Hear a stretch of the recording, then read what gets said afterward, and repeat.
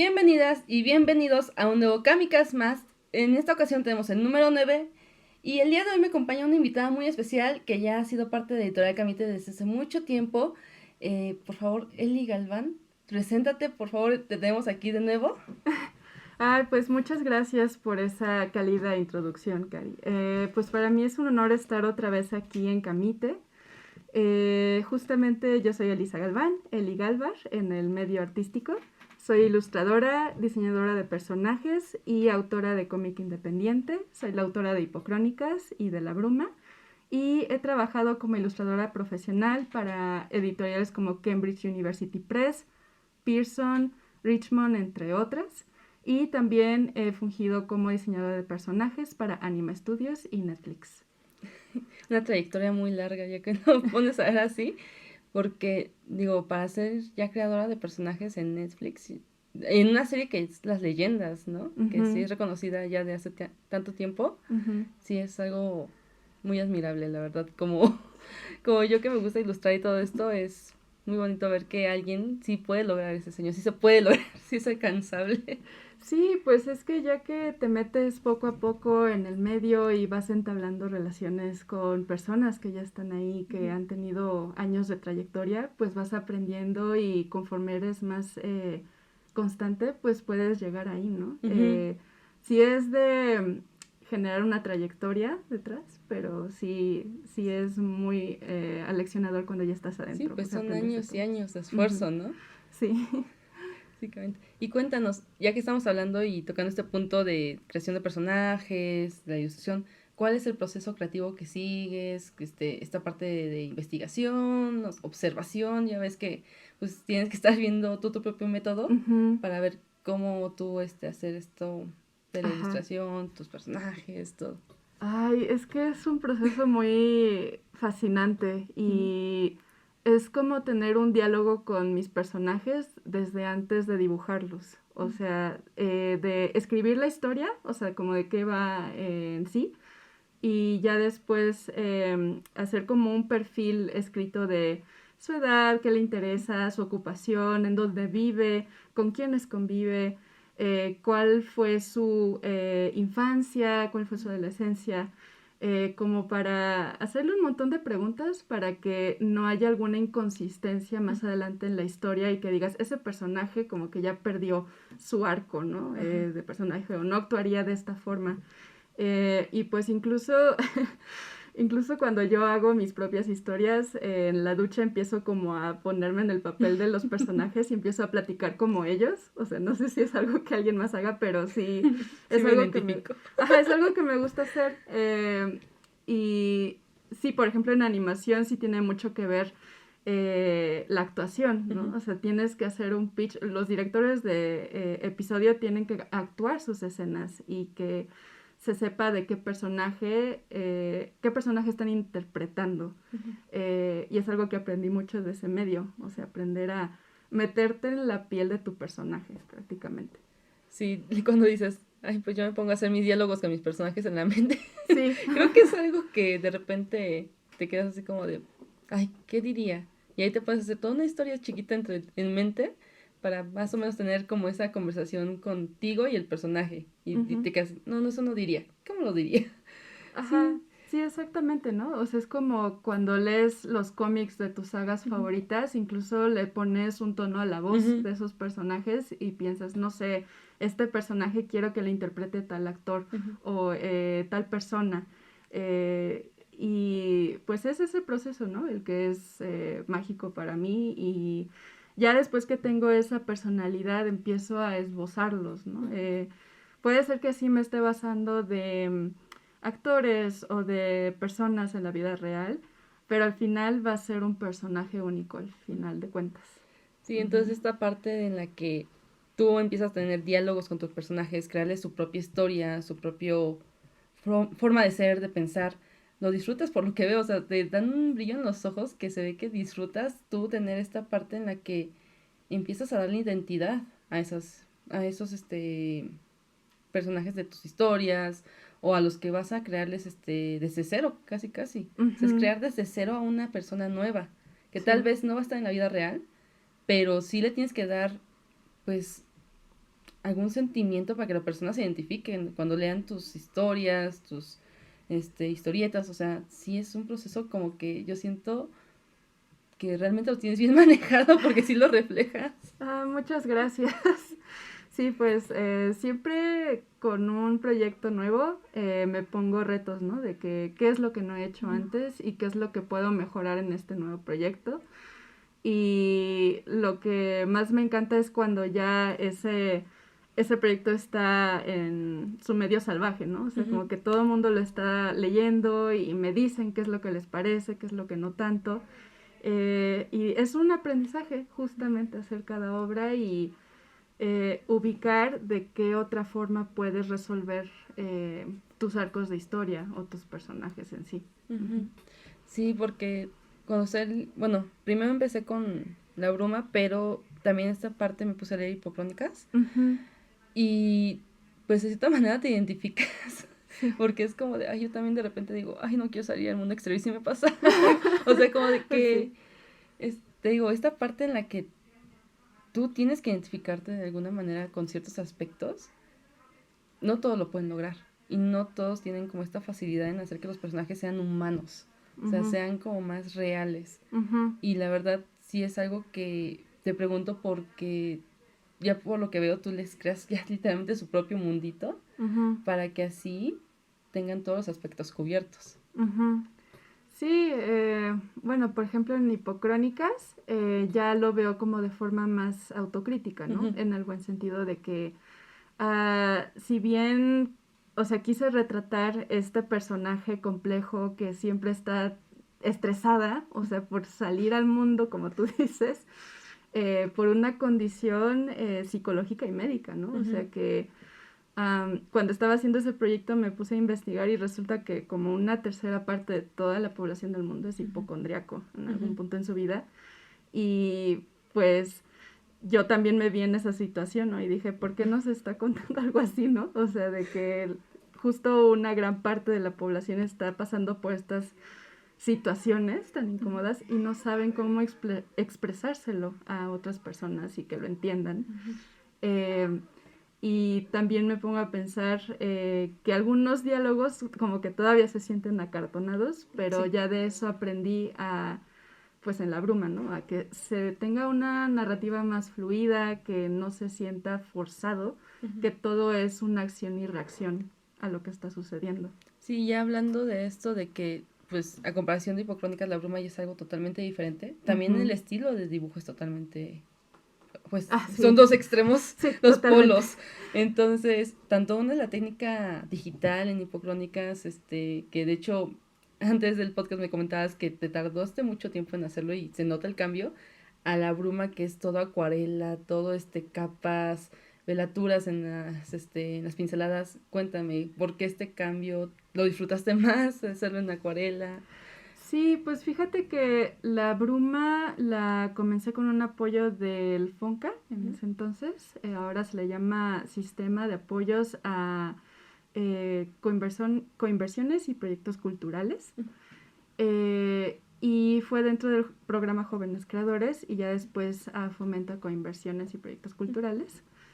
Y eso me dio libertad de escoger cómo yo quería hacer el proyecto. Porque para mí las acuarelas y las técnicas tradicionales son mi máximo. O sea, si yo pudiera hacer eso todos los días estaría hiper feliz. Y bueno, la técnica digital sí es un poco más práctica, es más rápida. Y las acuarelas sí me gusta primero como probar materiales, sí probar bien las composiciones de las páginas y que todo quede acorde porque ya en el momento en que lo transfieres al papel final, ya, o sea, eso se queda. Y sí, pues ya darle como este público más maduro, ¿no? La Bruma sí está enfocada más que nada a un público juvenil, adulto. Y pues Hipocrónica sí estaba pensado para un público juvenil, ¿no? Entonces ahí están como las diferencias. Sí, de hecho, pues es que manejar técnica tradicional literalmente es acordarte qué tanto pigmento le pusiste a cada color, porque si no ya después no te sale igual. O sea, no es lo mismo en digital. En digital ya tienes ahí tu paleta de colores y ya nada más la arrastras, la combinas. Pero sí, de hecho, ¿cuánto tiempo te tomó realizar la bruma? ¿Qué tanto tiempo tuviste para, pues como dices, experimentar, hacer tus pruebas, todo esto? Bueno, de hecho, experimenté un poco antes de que quedaran jóvenes creadores, porque de hecho para el planteamiento del proyecto yo quería presentar mis muestras de arte, o sea, cómo yo quería que quedara el proyecto, Sí, claro. Y desde ahí empecé a experimentar con el color, con este aspecto de que yo quería que se notara la transición entre el presente y el pasado por medio de memorias con diferentes matices. Y ya el proyecto, cuando quedó seleccionado en Jóvenes Creadores, sí me tardé 1 año en desarrollar la historia completa y otro año en como retocarla, darle la edición que yo quería y pues ya publicarla. Entonces en total sí fueron 2 años. Uh-huh. Sí, ay no, pero creo que aún así, aunque hayan sido 2 años, se nota que sí lo disfrutaste todo esto de checar colores, cómo lo quería representar, porque tampoco es fácil, no crean que es fácil decir, ay, voy a hacerme una novela Sí. y quiero usar estos colores y así van los personajes. Es un proceso muy largo que Eli lo hace más rápido porque pues ya tiene una trayectoria larga, ya son años de práctica, de aprendizajes, de experiencias en la que pues realmente 2 años fue creación de personajes. Hacerle varios bocetos a cada personaje porque no creo que la primera te haya salido No, cada uno.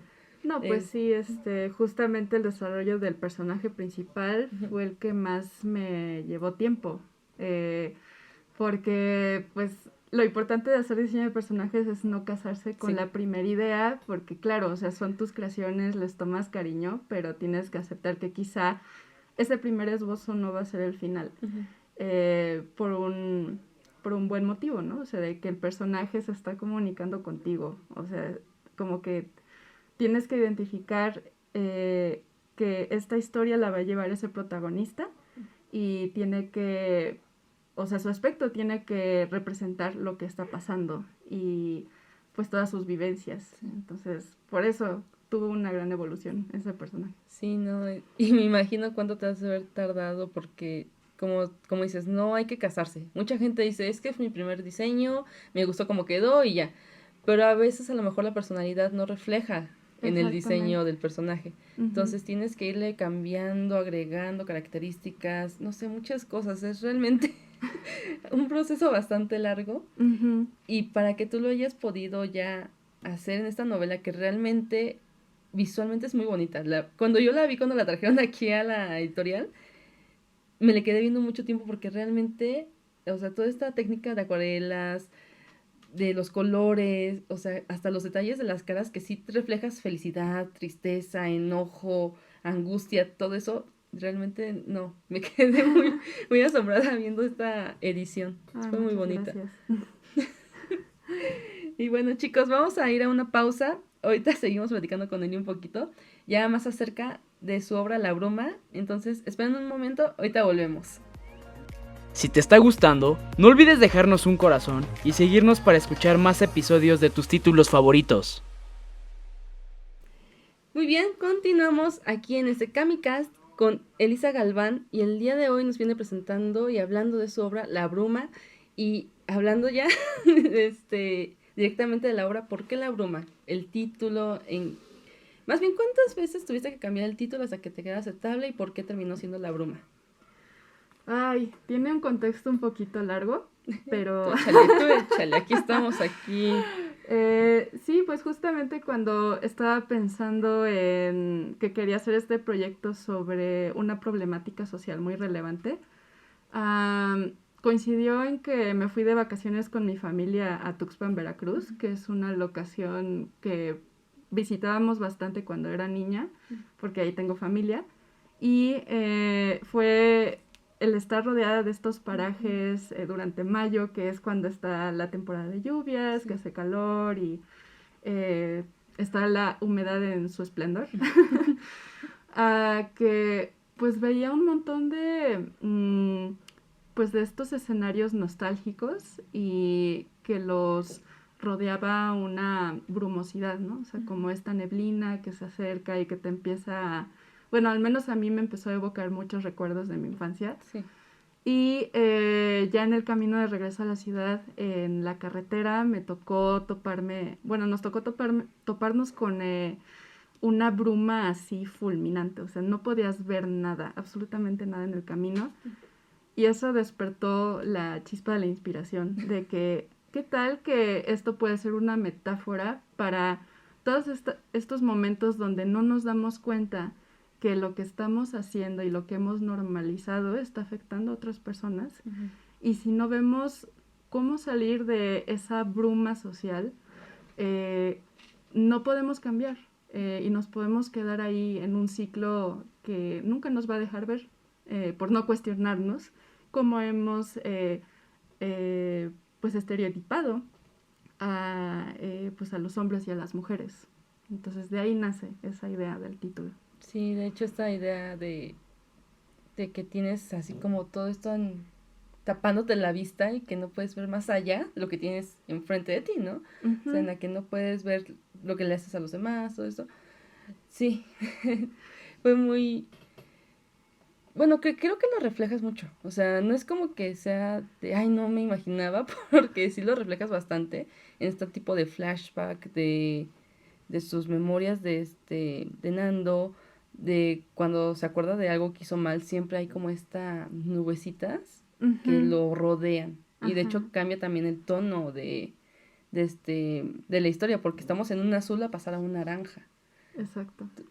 Entonces, tú te refieres con este azul porque pues el azul evoca también tristeza, no evoca como este sentido de depresión. Ajá. Y el naranja porque es un tono más cálido, supondré. Sí, sí, justamente la psicología del color Uh-huh. es lo que me ayudó bastante a hacer esta obra porque quería que se notara la transición de la infancia de Nando Uh-huh. con hasta su adultez.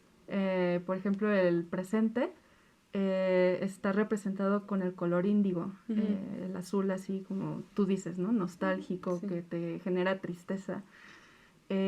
A comparación de cuando son sus primeros años en la escuela, que está reflejado con el color verde, porque es algo fresco, Uh-huh. algo nuevo para él. Apenas está introduciendo en un nicho social que no es su familia. Uh-huh. Y sí, así es como vamos transicionando por varios colores, incluidos el naranja, el amarillo, el morado, Sí. con todos estos episodios que han marcado su vida y lo siguen haciendo, ¿no? Porque todavía en el presente él se está cuestionando, pues, ¿cómo puedo hacerle para ya no seguir perpetuando este Uh-huh. ciclo de violencia y que no afecte solamente a las personas a mi alrededor, sino también a mí me está afectando? Uh-huh. Uh-huh.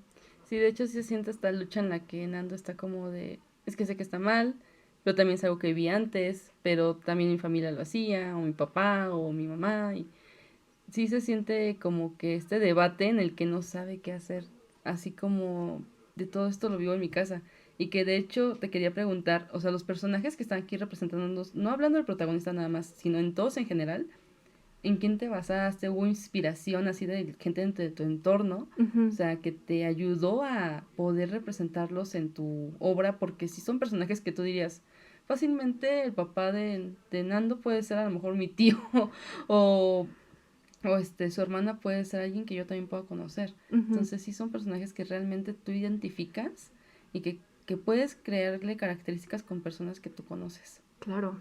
Sí, pues justamente por eso te decía que me gusta tener diálogos con mis personajes, Uh-huh. porque sí están basados de vivencias que yo he tenido y Uh-huh. de investigación, ¿no? O sea, esta obra está a partir de una investigación que yo hice sobre el tema del machismo en México y también de acercarme a Gendes, que es una organización que se encarga de dar talleres de masculinidad a hombres. Uh-huh. Y fue a partir de esas experiencias de conocer otras anécdotas de otros hombres, cómo lidiaban con esas vulnerabilidades, que se inspiraron al personaje de Nando, pero en sí la persona sí está basada en pues un amigo que tuve ya hace años y que nunca vio de qué forma él estaba replicando la violencia en su vida. Y bueno, creo que sí es interesante que muchas veces lastimosamente tenemos que retirarnos de esas relaciones porque estas personas son agresores y justamente porque no están viendo cómo se está volviendo un patrón de violencia que no quieren romper porque una, o no se dan cuenta, o dos, no lo quieren hacer porque ya es una situación que han normalizado y que es cómoda para ellos. Entonces Nando sí está basado en esta persona y también en otras que yo he conocido que asumen la responsabilidad de sus actos y pues quieren cambiar.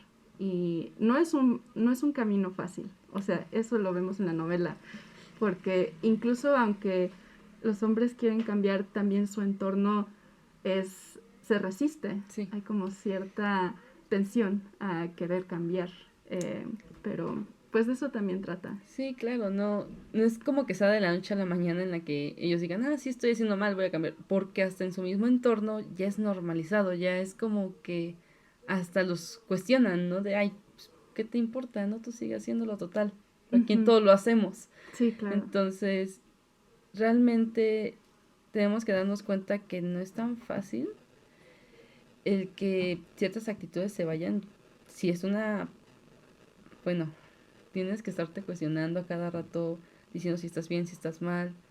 Es un viaje y se refleja literalmente en esta parte de que Nando va de vacaciones a ver a su familia y después de haber perdido un amor, se da cuenta de todo lo mal que estaba haciendo, ¿no? Desde que era niño hasta todavía en ese momento que ya empieza a tener esta parte de si está bien, si está mal. Y ya en un momento clave fue cuando vio a su hermana siendo violentada por su esposo.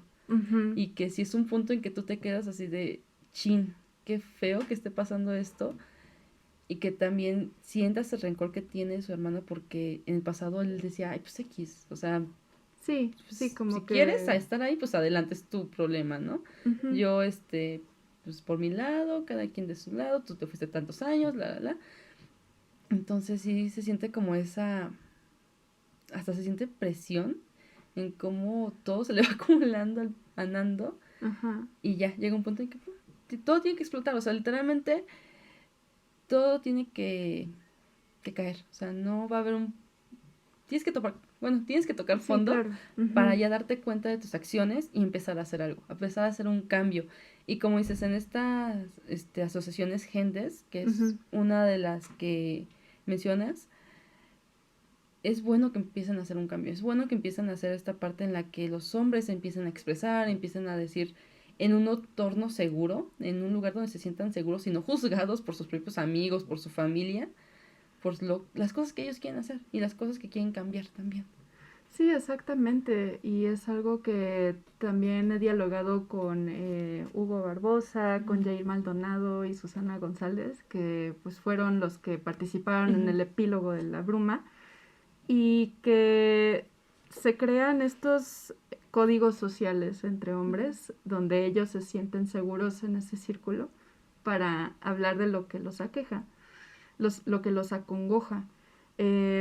Y a mí me fascinó mucho una sesión donde estuve presente de cómo ellos tenían como un listado de distintos tipos de violencia, ¿no? Porque muchas veces siempre decimos violencia y decimos, pues es algo físico, o sea, son golpes o es el feminicidio, ¿no? Por ejemplo.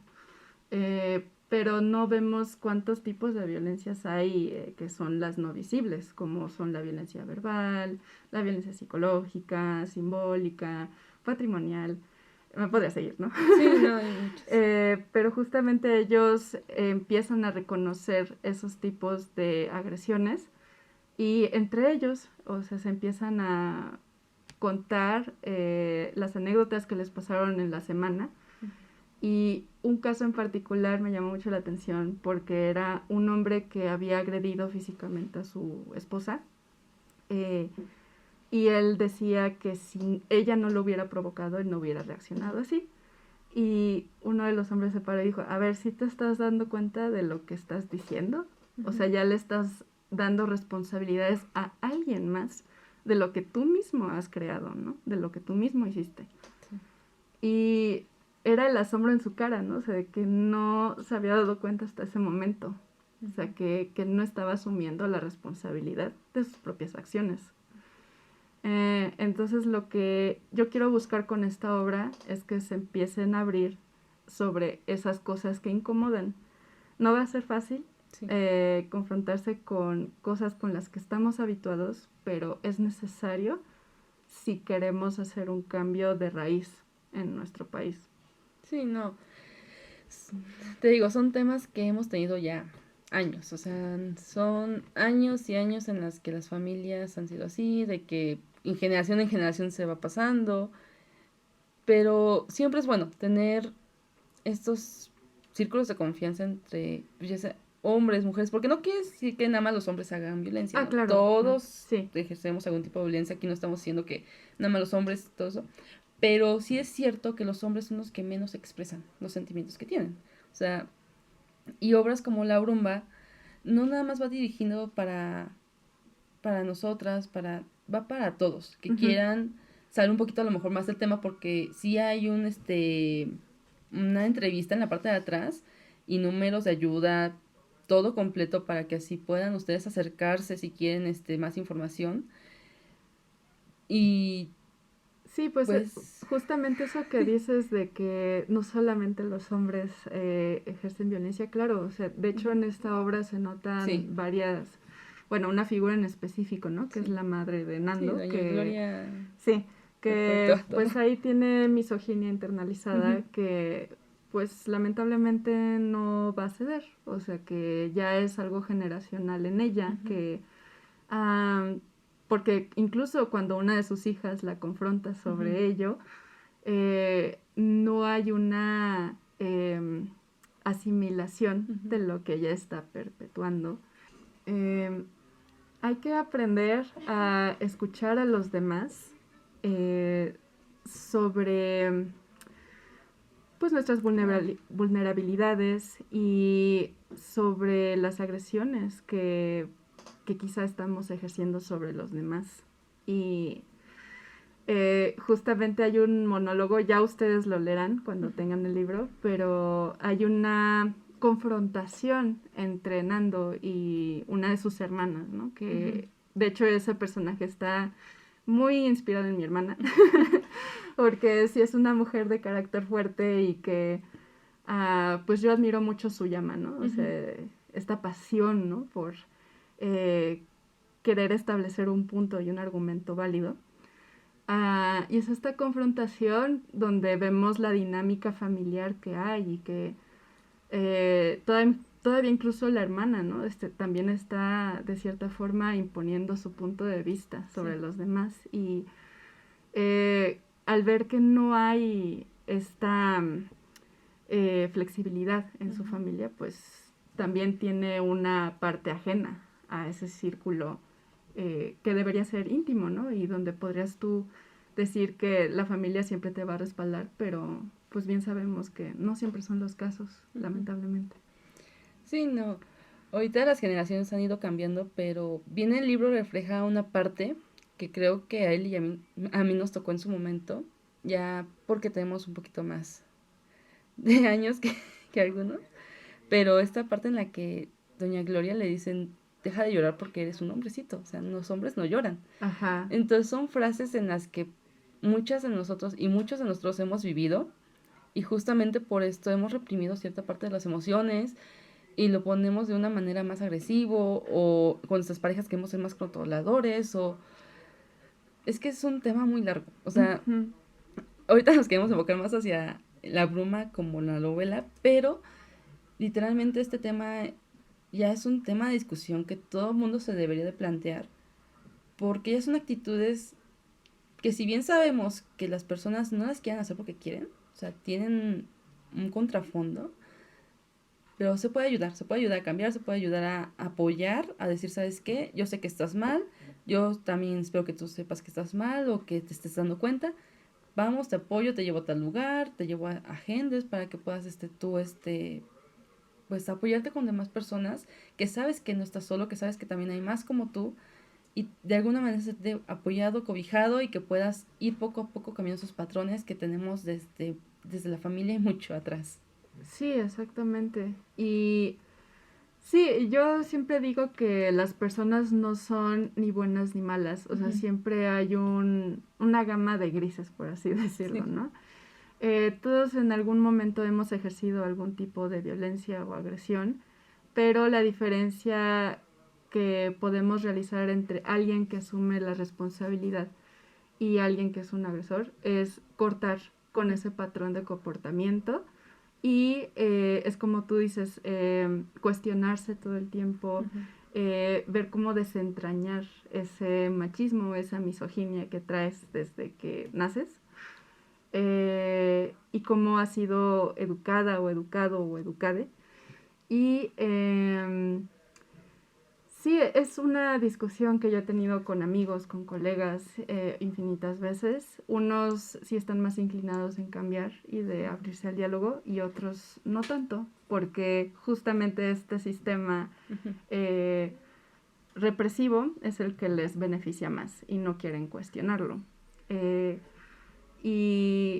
Y sí, pues yo ahorita estoy con la esperanza de que somos más las personas que nos abrimos al cambio y no es de señalar o de querer como estar regañando todo el tiempo a las personas, sino simplemente aceptar que somos humanos y por ende todos podemos tener vulnerabilidades, errores y hay que aprender, ¿no? Sobre los mismos. Sí, claro, siempre está este apoyo, este cambio y que no es tanto de, como dices, regañar o decir, no, así no se hace de esta manera, sino apoyar. Y es un proceso, pues, largo. O sea, no hay que esperar que el cambio se haga de la noche a la mañana. Es un proceso que es largo, pero lo importante es que estés ahí para la otra persona. Y que sepas que si él quiere cambiar, tú vas a seguirlo apoyando. Siempre todo está en esto de que si tú quieres cambiar, ahí estaré yo contigo. Ajá, exactamente. Sí, pues de eso trata justamente esta obra y...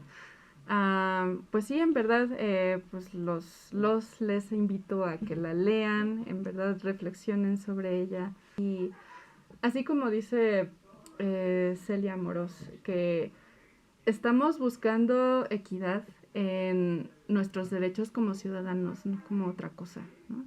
Porque pues todos somos seres humanos, vivimos en un mismo espacio y por ende no debería haber una distinción en cuanto a nuestro género, nuestras creencias y nuestra etnia tampoco, ¿no? O sea, sí debemos tener esta convivencia en armonía y, en verdad, o sea, disfrutar de nuestras diferencias también.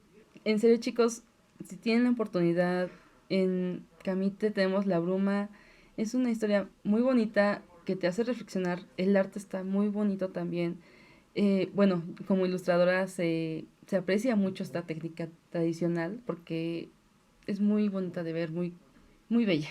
Y el tema realmente, a pesar de que es un tema pesado, es un tema que no muchos queremos tocar, se hace disfrutable, se hace hasta menos leerla y te quedas con ganas de saber si Nando, si pudo o no pudo cambiar. Que eso es algo que también te refleja un poquito la novela, pero lo vamos a dejar que ustedes lo investiguen.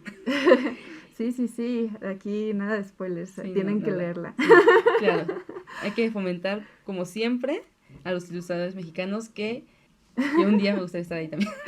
Claro que sí, ahí vas a estar. Y bueno, recuerden, yo soy Cari Morales. Yo soy Eli Galvar, Elisa Galván. Y esto fue otro Kamikaze más. Nos vemos a la siguiente. Adiós.